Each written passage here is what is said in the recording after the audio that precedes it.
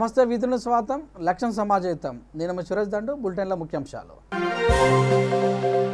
ప్రచండ తుఫానుగా మారిన అంఫాన్ ఉన్నతస్థాయి సమావేశం ఏర్పాటు చేసిన మోదీ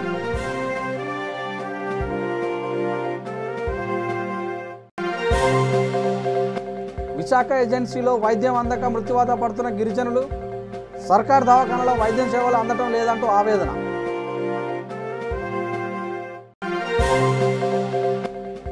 విజయనగరంలో సబ్సిడీ విత్తనాల పంపిణీ జగన్ పాలనలో సుపరిపాలన కొనసాగుతుందన్న డిప్యూటీ సీఎం పుష్ప శ్రీవాణి సింహాద్రి అప్పన్న దేవాలయంలో అవకతవకలపై విచారణ దేవస్థానం అధికారులతో ప్రత్యేక బృందం సమావేశం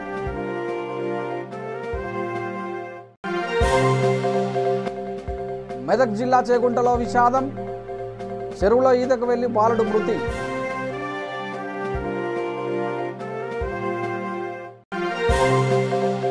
సంగారెడ్డి జిల్లాలో రోడ్డు ప్రమాదం 2 బైకులు పరస్పరం ఢీకొని 2 మృతి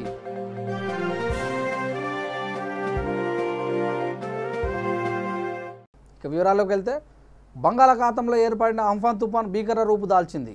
ఈ సాయంత్రానికి మరింత బలపడి ప్రచండ తుఫానుగా మారింది. ఈ తుఫాను ఒడిశా పశ్చిమ బెంగాల్ తీరం సమీపానికి దూసుకుతుండడంతో కేంద్రం అప్రమత్తమైంది. అంఫాన్ తుఫాన్ పరిస్థితులపై సమీక్షించేందుకు ప్రధాని మోదీ ఉన్నతస్థాయి సమావేశం ఏర్పాటు చేశారు. ఎన్టీఆర్ఎఫ్ బృందాల సన్నద్ధత ఎన్టీఎంఏ కార్యాచరణ గురించి సంబంధిత అధికారులను అడిగి తెలుసుకున్నారు. ఈ సందర్భంగా అధికారులు క్షేత్రస్థాయిలో 25 ఎన్టీఆర్ఎఫ్ బృందాలు రంగంలోకి దిగాయని మరో 12 బృందాలు సిద్ధంగా ఉన్నాయని ప్రధానికి వివరించారు. ఈ సమావేశానికి కేంద్ర హోంమంత్రి అమిత్ షా కూడా హాజరయ్యారు.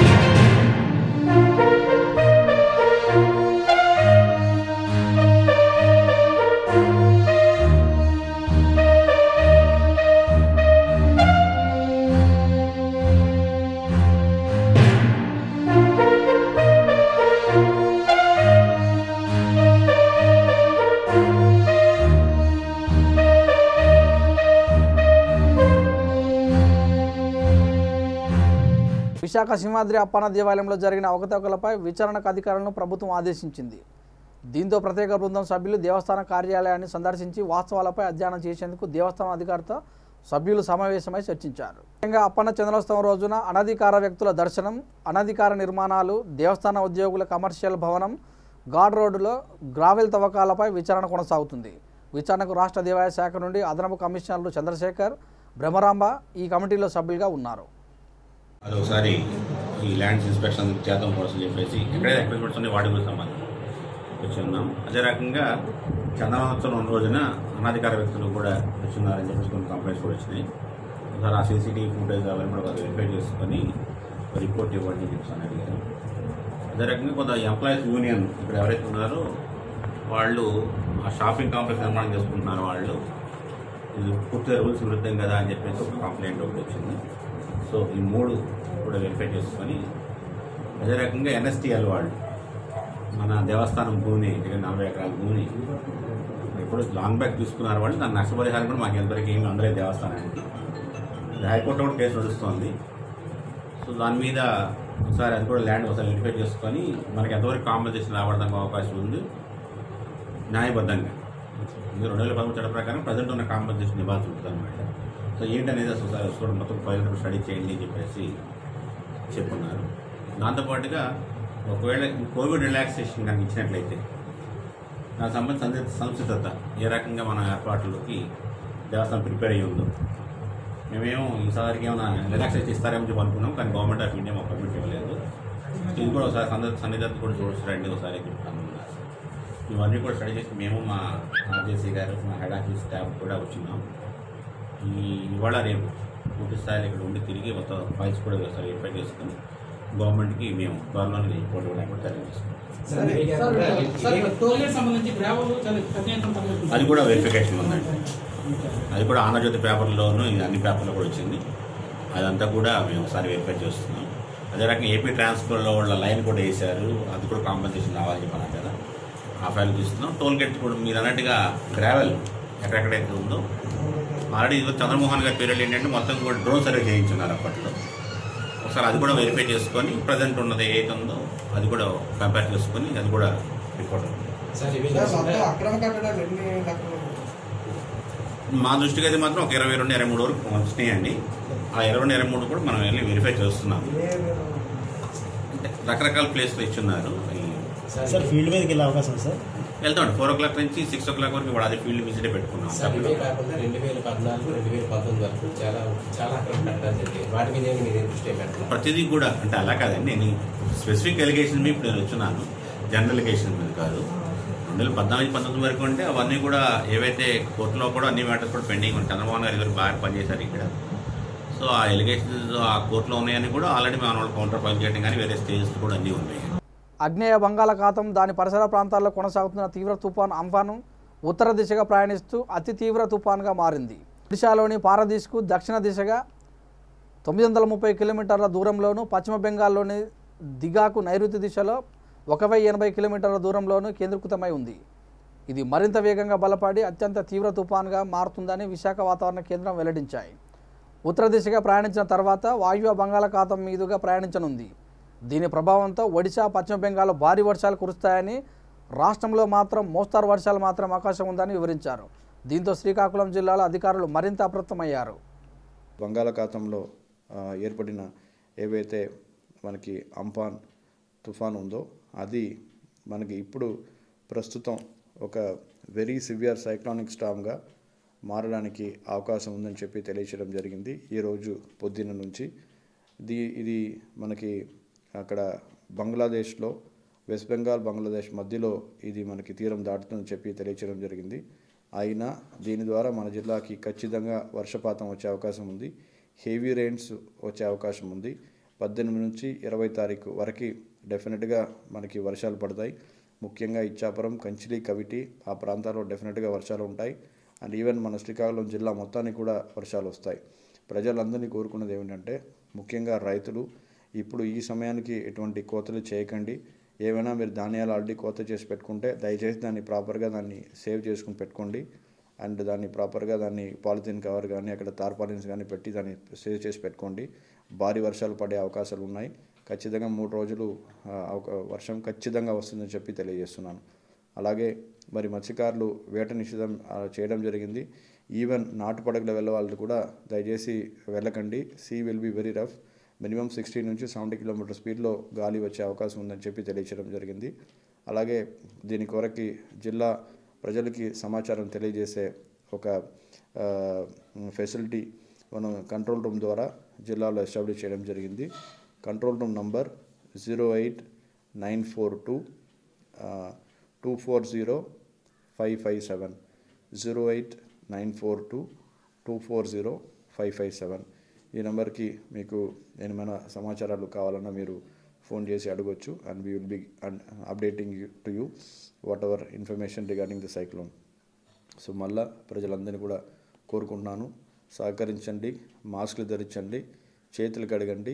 అండ్ మన జిల్లాని కరోనా ఎక్కువ వ్యాప్తి చెందకుండా మనం చూసుకుంటామని చెప్పి మీ సహకారంతో, మీ అందరి సహకారంతో చేస్తామని చెప్పి తెలియజేస్తూ అండ్ మీ అందరి నుంచి సెలవు తీసుకుంటాను. ధన్యవాదాలు. జగన్ ప్రభుత్వం రైతుల పక్షాన నిలిచి వారికి అండగా ఉంటుందని డిప్యూటీ సీఎం పుష్ప శ్రీవాణి అన్నారు. ఇచ్చిన మాట నిలబెట్టుకునేలా జగన్ పాలనలో సుపరిపాలన కొనసాగుతుందని చెప్పారు. ప్రభుత్వం రైతులకు అందిస్తున్న సబ్సిడీ విత్తనాల కార్యక్రమాన్ని ప్రారంభించారు. విజయనగరం జిల్లా వ్యాప్తంగా 62,000 క్వింటాల సబ్సిడీ విత్తనాలు పంపిణీ చేస్తుందని తెలిపారు. ఖరీఫ్ సీజన్లో పంటలను సాగు చేసే ప్రతి రైతుకు ప్రభుత్వం సబ్సిడీ విత్తనాలు అందిస్తుందని అన్నారు. రైతు పక్షపాత ప్రభుత్వం అని చెప్పడానికి ఎటువంటి సందేహం లేదు.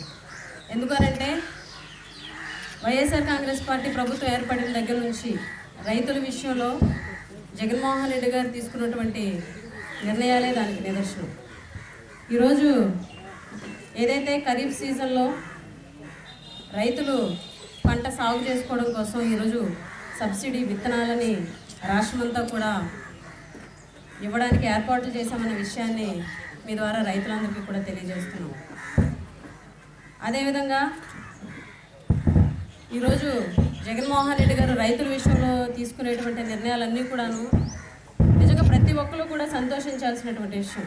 ఈరోజు రాష్ట్రంలోనే కాదు, దేశంలోనే కాదు, ప్రపంచమంతా కూడా ఈ కరోనా బారిన పడి ఎన్నో ఇబ్బందులు పడుతున్నటువంటి పరిస్థితుల్లో ఉన్నప్పటికీ కూడా మన ఆంధ్ర రాష్ట్రంలో మాత్రం మన ముఖ్యమంత్రి జగన్మోహన్ రెడ్డి గారు ఈ కరోనా టైంలో కూడా రైతులు ఎక్కడ ఇబ్బంది పడకూడదన్న ఉద్దేశంతో ఈరోజు ఆయన తీసుకున్నటువంటి నిర్ణయాలు చూస్తుంటే నిజంగా ఆశ్చర్యం కలుగుతూ ఉంటుంది.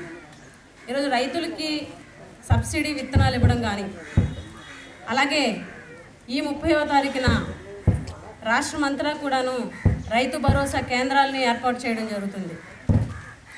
మొదటి విడతగా 10,000 రైతు భరోసా కేంద్రాలని రాష్ట్రమంతా కూడా ప్రారంభిస్తున్నామని కూడా తెలియజేస్తున్నాం రైతులందరికీ. ఈ రైతు భరోసా కేంద్రాల ద్వారాగా రైతులు ఆ సచివాలయాల్లోనే విత్తనాలు అవ్వచ్చు, అలాగే ఎరువులు అవ్వచ్చు, అలాగే పురుగుల మందులు అవ్వచ్చు, అక్కడే తీసుకునేటువంటి వెసులుబాటుని తీసుకొస్తున్నాం. గతంలో అయితే రైతులందరూ కూడా క్యూలో నిలబడి విత్తనాల కోసం, ఎరువుల కోసం, పురుగు మందుల కోసం క్యూలో నిలబడి ఎన్నో ఇబ్బందులు పడేటువంటి పరిస్థితులు ఉంటాయి. కానీ వాటన్నిటినీ కూడాను రైతులు పడేటువంటి ఇబ్బందులన్నింటినీ కూడా ముఖ్యమంత్రి జగన్మోహన్ రెడ్డి గారు గుర్తించి ఈరోజు ప్రతి సచివాలయాల్లో ఈ రైతు భరోసా కేంద్రాలను ఏర్పాటు చేసి రైతులకి ఈరోజు విత్తనాలు అవ్వచ్చు, అలాగే ఎరువులు అవ్వచ్చు, పురుగుల మందులు అవ్వచ్చు, అన్నీ కూడాను అందుబాటులోకి తీసుకొస్తున్నారు. ఏవైతే ఈ సబ్సిడీ విత్తనాలు ఉన్నాయో ప్రతి కేంద్రంలో కూడా ఎక్కడైతే పంపిణీ చేస్తున్నామో ప్రతి కేంద్రంలో కూడాను ఆ రేట్లని డిస్ప్లే కూడా చేయబడుతుందని కూడా ఈ విషయాన్ని మీ రైతులకు తెలియజేస్తున్నాం. విశాఖ ఏజెన్సీలో ప్రభుత్వ వైద్యం గిరిజనుల దరికి చేరటం లేదు. ఏజెన్సీ వాసులకు ప్రభుత్వం వైద్యం అందని ద్రాక్షగా మారింది. సర్కార్ దవాఖానాలపై యంత్రాంగం శీతకన్ను వేయడంతో పేదలకు ఇబ్బందులు తప్పడం లేదు. దాదాపు అన్ని ప్రభుత్వ వైద్యశాలలో వైద్యులు అందుబాటులో ఉండటం లేదు. రెగ్యులర్ వైద్యులు లేకపోవడంతో ఇతర మండలాల నుంచి వచ్చే డాక్టర్ల సేవలు అందించాల్సి వస్తుంది. దీంతో ఏజెన్సీలో ప్రభుత్వ వైద్యానికి సృష్టి చేసింది. విశాఖ జిల్లా కొయ్యూరు మండలం చిడిపాలెం గ్రామ పంచాయతీ పాలసముద్ర గ్రామంలో మలేరియా వ్యాధితో బాలుడు మృతి చెందాడు. గత కొద్ది రోజుల క్రితం అదే కుటుంబానికి చెందిన తండ్రి భీమరాజు కూడా చనిపోవడంతో గిరిజనులు ఆందోళన చెందుతున్నారు.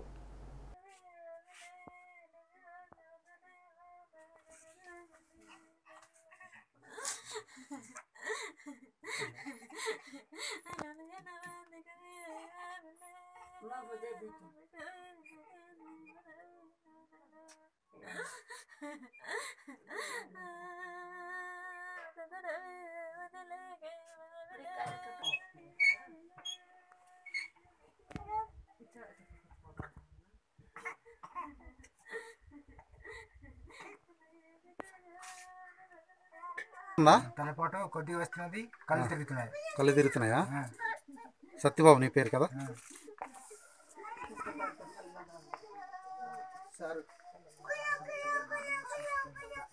స్నేహితులతో సరదాగా ఈతకు వెళ్లి నీటిలో మునిగి 12 సంవత్సరాల బాలుడు మృతి చెందిన సంఘటన మెదక్ జిల్లాలో చోటు చేసుకుంది. మెదక్ జిల్లా చేగుంట మండలం ఇబ్రహీంపురంలో గ్రామంలోని పెద్ద చెరువులో ఈతకు వెళ్లి శరణ్ అనే బాలుడు మృతి చెందాడు. ఈతకు వెళ్లిన పిల్లలందరూ ఇళ్లలోకి వెళ్లారు, కానీ శరణ్ మాత్రం నీళ్ళలోనే మునిగిపోయాడు. మరుసటి రోజు చెరువు సమీపంలో శరణ్ బట్టలు చెప్పులు చూసిన గ్రామస్తుడు తల్లిదండ్రులకు సమాచారం అందించారు. విషయం తెలుసుకున్న కుటుంబీకుల ఆవేదన అందరినీ కలిసివేసింది. బాలుడి మృతితో ఆ గ్రామంలో విషాద ఛాయలు అలుముకున్నాయి.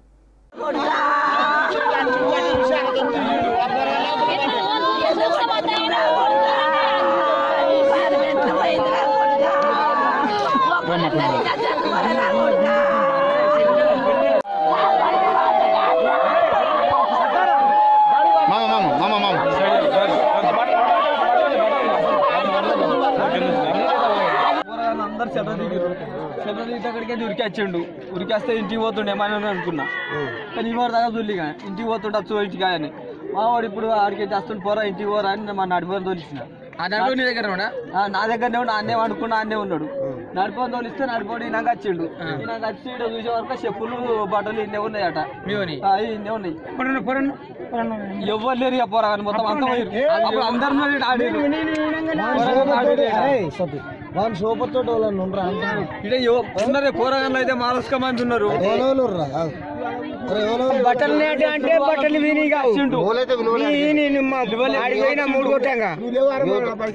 సంగారెడ్డి జిల్లా పటాన్ చెరువు మండలం కర్దనూరు గ్రామ సమీపంలో రోడ్డు ప్రమాదం సంభవించింది.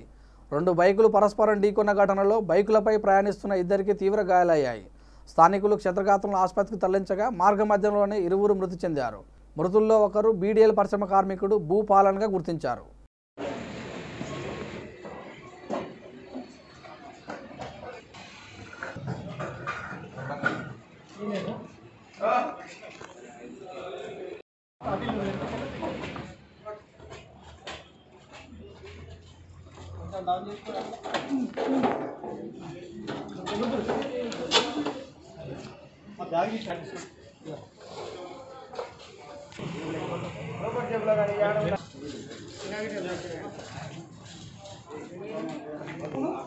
విశాఖలో జరిగిన దుర్ఘటనలో అనారోగ్యం బారిన పడిన 19,000 మందికి 20 కోట్ల పరిహారాన్ని అందించడం జరిగిందని మంత్రి అవంతి శ్రీనివాసరావు తెలిపారు.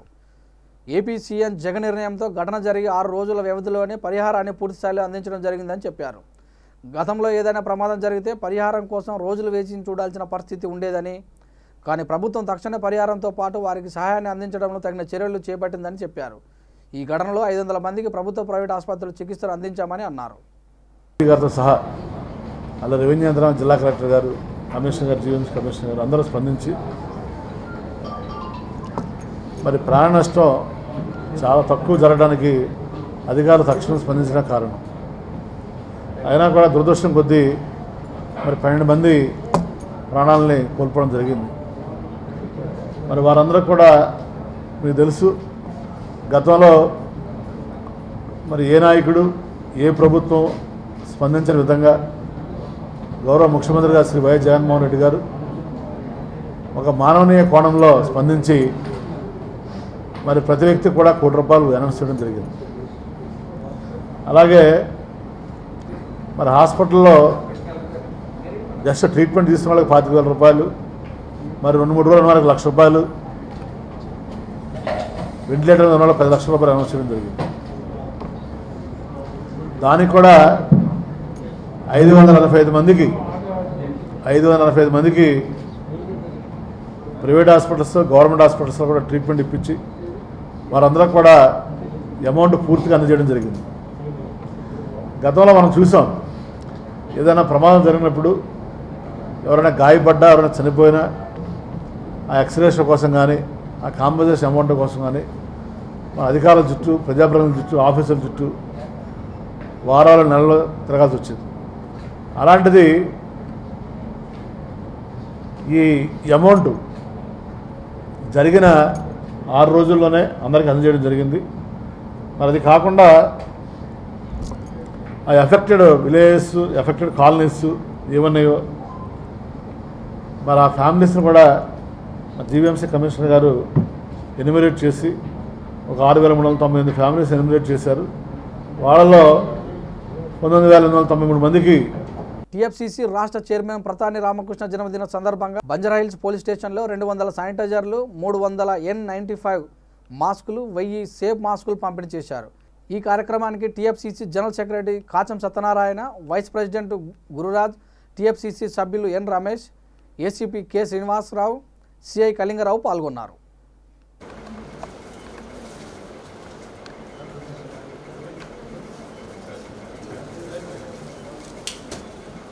ఏసీపీ శ్రీనివాసరావు గారు, అలాగే సిఐ కళింగరావు గారు, వాళ్ళ స్టాఫ్ అందరికీ కలిపి మా film chamber, Telangana film chamber ద్వారా నేను, మా వైస్ సెక్రటరీ గురురాజన్న, అలాగే సెక్రటరీ కాచం సత్యనారాయణ, టీమా సెక్రటరీ స్నిగ్ధ, అలాగే అందరికీ కలిసి 195 మాస్క్లేమో 200, అలాగే 1000 వేరే మాస్కులు, ఒక 200 శానిటైజర్ స్టాఫ్ అందరికీ కలిపి ఈరోజు పోలీస్ డిపార్ట్మెంట్ చేస్తున్న పనికి మేము మా తరఫున ఎంతో కొంత సపోర్ట్గా ఉండాలనే ఉద్దేశంగా వాళ్ళు కష్టపడి నిద్ర లేకుండా డే అండ్ నైట్ పనిచేస్తున్నారు. కాబట్టి వాళ్ళకు రక్షణ కోసం ఈ మాస్కులు మరియు అలాగే శానిటైజర్లు ఇవ్వాలనే ఉద్దేశంగా ఈరోజు ఇవ్వడం జరిగింది. నిజంగా కూడా మనకు బంజారాహిల్స్ పోలీస్ స్టేషన్లో చాలా బ్రహ్మాండంగా పనిచేస్తూ ఉన్నారు. ఇక్కడ ఉన్న స్టాఫ్ అంతా ఇక్కడ కూడా ఇప్పుడు గతంలో చేసిన వాళ్ళందరికంటే కూడా ఇప్పుడున్న స్టాఫ్ చాలా బాగా, ఏసీపీ గారు కానీ మాకు సిఐ గారు కానీ చాలా బాగా వర్క్ జరుగుతూ ఉంది. డెఫినెట్గా వాళ్ళకు మాలాంటి వాళ్ళ సహకారం, సపోర్ట్, ఇలాంటి సపోర్ట్ కూడా ఇవ్వాల్సిన అవసరం ఉంది. వాళ్ళకు మరొకసారి వాళ్ళందరికీ చేస్తున్న వాళ్ళందరికీ మరొకసారి ప్రత్యేకంగా అంటే పోలీస్ డిపార్ట్మెంట్ అందరికీ బాగా పనిచేస్తున్నారు కాబట్టి వాళ్ళకి ప్రత్యేకంగా ఈ సభాముఖంగా అభినందనలు తెలుపుతూ థ్యాంక్స్ చెప్తూ, అలాగే డాక్టర్స్ కూడా చాలా బాగా పనిచేస్తూ ఉన్నారు.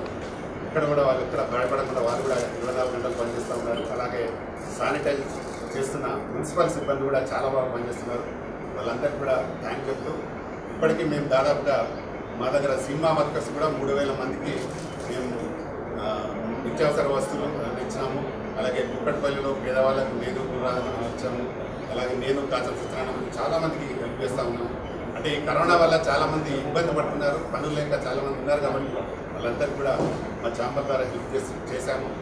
ఇది కూడా డిపార్ట్మెంట్ కూడా కొంత చేయాలనే ఉద్దేశంగా ఈరోజు ఇక్కడికి వచ్చి మమ్మల్ని మేము వస్తా అంటే రమ్మన్నందుకు మీకు మరొకసారి థ్యాంక్ చెప్తూ మీ అందరికీ, మీ పోలీసు కూడా అందరికీ థ్యాంక్స్ జోహార్. నిజంగా ఈరోజు ఏదైతే లాక్డౌన్ ఉందో మొట్టమొదటిసారిగా అంటే నిజంగా చెప్పాలనంటే ఎంతోమంది పోలీసులు ఉద్యోగాలు కూడా ఈరోజు పోయినటువంటి మనం ఎన్నో చూసాం. అంటే వాళ్ళంతా కూడా రౌడీలు అది ఇది అని చెప్పి చాలా రకాలుగా కూడా న్యూస్ వచ్చింది, చాలామంది ఇదయ్యారు. కానీ ఒకటి మాత్రం వాస్తవం, మొట్టమొదటిసారిగా మనం లాక్డౌన్ పెట్టినప్పుడు ఆ విధంగా భయపెట్టకపోతే ఈరోజు కొన్ని లక్షల మందిని మనం శవాలుగా చూసేవాళ్ళం. అంత వాళ్ళు బయటకు వచ్చి అంత అంటే భారీ ఎత్తున వాళ్ళందరినీ కూడా కట్టడి చేశారు. కాబట్టి ఈరోజు అందరం కూడా ఎంతోమంది బతికి బయటపడ్డాము.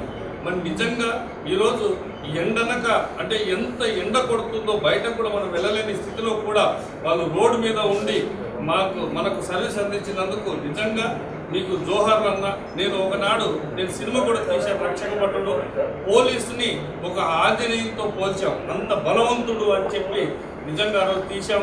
నిజంగా ఈరోజు చేస్తున్నటువంటి సేవలకి మరి బంజారాహిల్స్ పోలీస్ అందరికీ కూడా, వీళ్ళకే కాకుండా పోలీస్ అందరికీ కూడా అందరికీ నా పేరున నమస్కారం.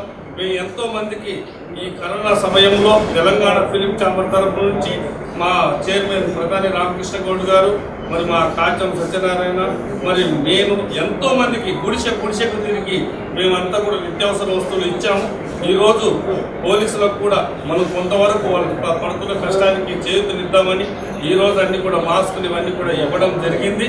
మరి ఈరోజు ఏదైతే కష్టపడుతున్నారో డాక్టర్లు, మున్సిపల్ సిబ్బంది, పోలీసు వారికి మరి వీరందరికీ కూడా నా తరపు నుంచి చేతులెత్తి అందరికీ పేరున నమస్కారం తెలియజేసుకుంటున్నాను. ఏదో ఎంతో మందికి మేము సేవలు అందిస్తున్నాం, ఇంకా ఎంతో మందికి అందించడానికి తెలంగాణ ఫిలిం ఛాంబర్ తరపు నుంచి మేము సిద్ధంగా ఉన్నాం, మరి ఉంటామని కూడా. మరి ఎప్పుడు ఇలాంటి ఏదైతే సేవా కార్యక్రమాలు చేస్తున్నారో మీ అందరికి కూడా పోలీసులకి మరొక్కసారి పేరున నమస్కారం సార్. Thank you. దిల్సుఖ్నగర్ చైతన్యపురిలో Avopa bankmen chapter president CV Ramanaiah 100 మందికి 8 రకాల కూరగాయలు పంపిణీ చేశారు. ఈ కార్యక్రమంలో ముకుందరావు, ప్రసాద్, కేవీఎస్ గుప్తా తదితరులు పాల్గొన్నారు.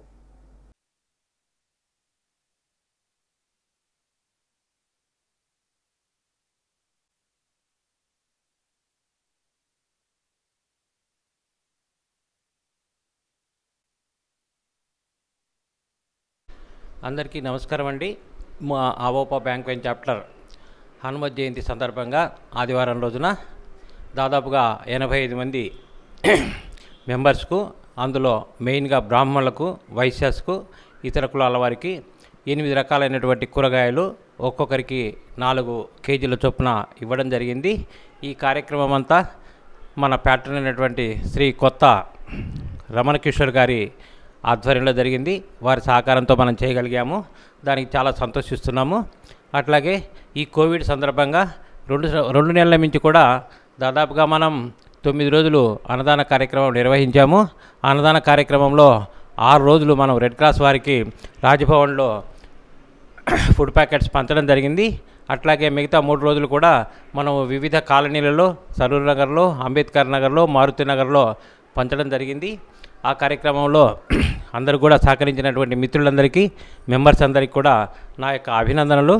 అట్లాగే కోవిడ్-2 సందర్భంగా మే 2వ తారీఖు అమ్మవారి జయంతి సందర్భంగా 102 మందికి బియ్యము, ఉప్పు, పప్పు, చింతపండు, కారము, ఉప్పు, సబ్బు, మంచి చెడ్డ, అట్లాగే గోధుమ పిండి అన్ని రకాలు కలిపి దాదాపుగా ఒక్కొక్క కిట్టు 700 రూపాయలు విలువైనటువంటి కిట్లు 102 మందికి ఇవ్వడం చాలా గర్వకారణంగా మేము భావిస్తున్నాం. ఈ కార్యక్రమాన్ని సహకరించినటువంటి మిత్రులందరికీ నా యొక్క ధన్యవాదాలు, మా యొక్క సభ్యులందరికీ కూడా ధన్యవాదాలు. తర్వాత మే 1వ తారీఖు మా మిత్రుడు ఎంఎస్ రెడ్డి యుఎస్ఏ వారు మాకు అమౌంట్ పంపించారు. వారి సందర్భంగా మే 1వ తారీఖు శ్రామిక దినోత్సవ సందర్భంగా సరూర్ నగర్ హై స్కూల్లో 500 మంది కూడా ఫుడ్ ప్యాకెట్స్ పంచడం జరిగింది. చాలా గర్వకారణంగా ఉంది మాకు. ఈ కార్యక్రమాలను చేయడానికి మా మిత్రులందరికీ సహకరించినటువంటి దాతలందరికీ కూడా నమస్సుమాంజలు. అట్లాగే ప్రతి కార్యక్రమానికి కూడా మాకు V3 కాచం సత్యనారాయణ గారు సహకరించినందుకు, అక్కడ మనం ప్రతి కార్యక్రమాన్ని కూడా V3 ఛానల్ ద్వారా వారు మన ప్రసారం చేస్తున్నందుకు వారికి కూడా ధన్యవాదాలు. జై హింద్, నమస్తే. మేడ్చల్ జిల్లా కుత్బుల్లాపూర్ నియోజకవర్గం సూరారం డివిజన్ శ్రీరామ్ నగర్ కాలనీలో అగ్ని ప్రమాదం సంభవించింది. ఖాళీ ప్లాట్ల పక్కన నిల్వ ఉంచిన చెత్త నుండి ఒక్కసారిగా మంటలు చెలరేగాయి. దీంతో ఘటనా స్థలానికి చేరుకున్న ఫైర్ సిబ్బంది మంటలను అదుపు చేశారు.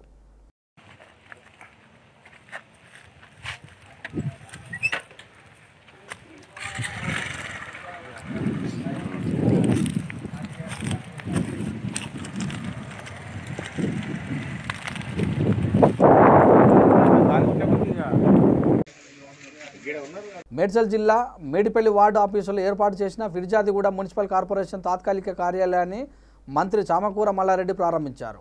ఫిర్జాదిగూడ కార్పొరేషన్ కార్యాలయం ప్రజలకు కేంద్ర బిందుగా ఉంటుందని మేడిపల్లికి తరలించామన్న మంత్రి నియోజకవర్గంలోని 3 కార్పొరేషన్లు, 7 మున్సిపాలిటీలలో మేయర్లు, చైర్మన్లు, కార్పొరేటర్లు, కౌన్సిలర్ల సేవలను అభినందించారు. బోడుపల్ మున్సిపల్ కార్పొరేషన్లో శాశ్వత కార్యాలయాన్ని నిర్మించినట్లు తెలిపారు. ఈరోజు షిఫ్ట్ కావడము, ప్రారంభించుకోవడం జరిగింది. మా మేయరు, డిప్యూటీ మేయరు, మా కార్పొరేటర్లు, మా మాజీ సర్పంచులు, మా చైర్మను అందరికి కూడా ఈ నూతన భవనాల ఓపెనింగ్ సందర్భంగా వాళ్ళందరికీ కూడా శుభాకాంక్షలు. దానికి తోడు ఏది ఏమైనా మేడ్చల్ నియోజకవర్గంలోనే 3 కార్పొరేషన్లు, 7 మున్సిపాలిటీలు పెద్ద ఎత్తున బాగా కొత్త మేయర్లు కానీ, కొత్త డిప్యూటీ మేయర్లు కానీ, కొత్త చైర్మన్లు కానీ, కొత్త డిప్యూటీ చైర్మన్లు కానీ, కౌన్సిలర్స్ కానీ, కార్పొరేటర్లు కానీ అందరూ కూడా బాగా పనిచేస్తున్నారు. ఎందుకంటే మా మున్సిపాలిటీలలో అన్ని మున్సిపాలిటీలలో కూడా మంచిగా డబ్బులు ఉన్నాయి, ట్యాక్సులు కూడా బాగా కలెక్షన్ అవుతున్నాయి. అందరూ కూడా కొత్తగా ఎలక్ట్రానిక్స్ అన్ని కూడా పట్టణ ప్రగతి చేసిండ్రు, చాలా బ్రహ్మాండంగా చేసిండ్రు. రోడ్లు కానీ, డ్రైనేజ్ కానీ, పార్కులు కానీ, చెరువులు కానీ ఇవన్నీ కూడా బ్రహ్మాండంగా చేశారు.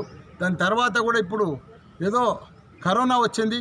ఈ కరోనా దిక్కెళ్ళి కొద్దిగా లాక్డౌన్ అయ్యి కొద్దిగా ఇబ్బందికరం అయింది.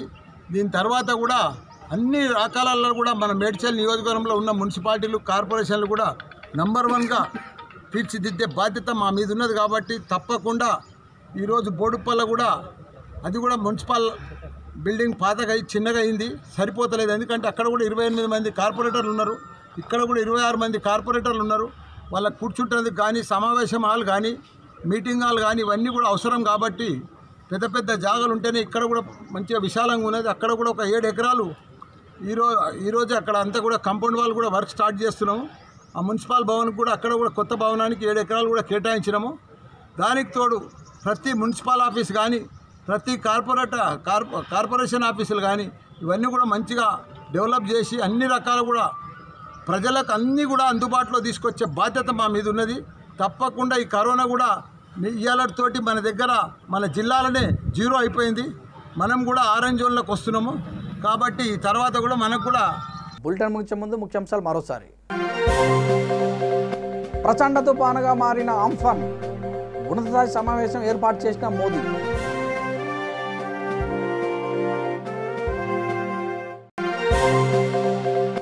విశాఖ ఏజెన్సీలో వైద్యం అందక మృత్యువాత పడుతున్న గిరిజనులు, సర్కార్ దవాఖానలో వైద్యం సేవలు అందటం లేదంటూ ఆవేదన.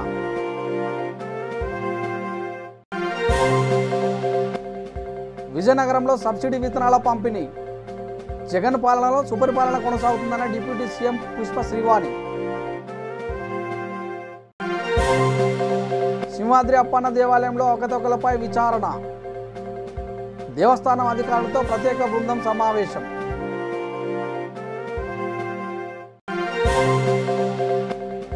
మెదక్ జిల్లా చేగుంటలో విషాదం.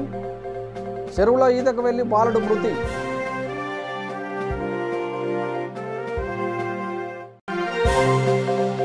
సంగారెడ్డి జిల్లాలో రోడ్డు ప్రమాదం. 2 బైకులు పరస్పరం ఢీకొని 2 మృతి.